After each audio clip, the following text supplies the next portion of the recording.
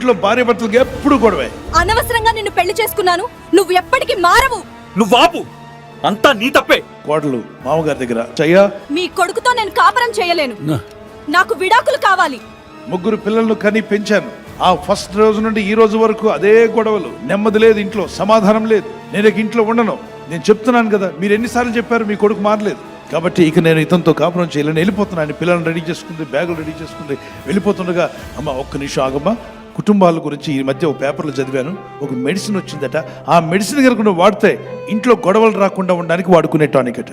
గొడవ పడే కుటుంబాల్లో గొడవలు పోతాయంట. ఒక వారం రోజులు వాడిన తర్వాత బాగుంటే ఓకే ఉండు, బాగాలేకపోతే వెళ్ళిపోదు. కానీ ఒక మెడిసిన్ తీసుకొచ్చాడు. సో ఎప్పుడు వేసుకోవాలంటే ఉదయం లేచి 5 AM వేసుకోవాలి, అలాగే సాయంకాలం కూడా 5 PM వేసుకోవాలి. ఓకే అంకుల్ ఇమ్మంటే ఆయన ఓపెన్ చేసి ఇచ్చాడు. 2 కప్పుల అంటే ఎస్ 2 cups. నోట్లో వేసినప్పుడు మింగొద్దమ్మా అన్నాడు. అదేంటి మింగకుండా ఎలా ఉండాలి? నోట్లో ఉండాలమ్మా. మరి ఉయ్యాలంటే ఉయ్యకూడదు, మింగకూడదు అన్నాడు. మింగకపోతే నోట్లో ఎంతసేపు ఉండాలి? 4 hours ఉండాలమ్మా అని చెప్పి 5 o'clock వేసుకుంది. ఉయ్యకూడదు, మింగకూడదు కాబట్టి నోటి నుండి మాట్లాడడానికి వీలు పడదు. పిల్లల్ని లేపింది, భర్త దగ్గరకు వచ్చి కాఫీ అది పెట్టింది. ఏం మాట్లాడట్లా. భర్త నెమ్మదిగా ముసుగు తీసి చూస్తున్నాడు, ఏం మాట్లాడలేదు ఏంట అందంట.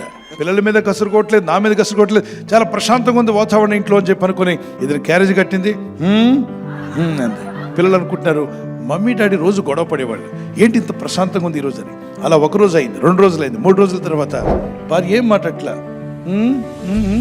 ఇంతనా అని చెప్పి అన్నట్టుగా సైక్ చేసింది. ఓకే అన్నాడు. భోజనానికి ముందు హోంవర్క్ చేయిస్తున్నాడు భర్త. ఇంతకుముందు గొడవ పడి తనుకునేవాళ్ళు, ఇప్పుడు చక్కగా పిల్లలతో కూర్చొని హోంవర్క్ చేయిస్తున్నాడు, పిల్లలతో మాట్లాడుతున్నాడు. అది చూసి మురిసిపోయి ఎంత మంచి టానిక్ ఇది, నేను వాడుతుంటే నా భర్తను మారుస్తుంది, ఈ టానిక్ ప్రభావం చాలా బాగుంది, ఈ టానిక్ నేను వాడుతుంటే నా పిల్లలు బాగా మారుతున్నారు. వారం రోజులకల్లా వాతావరణం అంతా మారిపోయింది, సమాధానంగా ఉంటున్నారు, గొడవలు లేవు, కొట్లాటలు లేవు, తన్నులాటలు లేవు, గుద్దులాటలు లేవు. వారం రోజుల తర్వాత అడిగిందట, మామయ్య గారు ఎక్కడి నుంచి తెచ్చారు ఈ టానిక్, అసలు ఏ కంపెనీ వారు రీసెర్చ్లో దీన్ని కనిపెట్టారో చెప్పండి అంటే, ఏమి లేదు తల్లి, ఆ రీసెర్చ్ అంతా నాదేనే అన్నాడట. కోల పోషించాను తల్లి.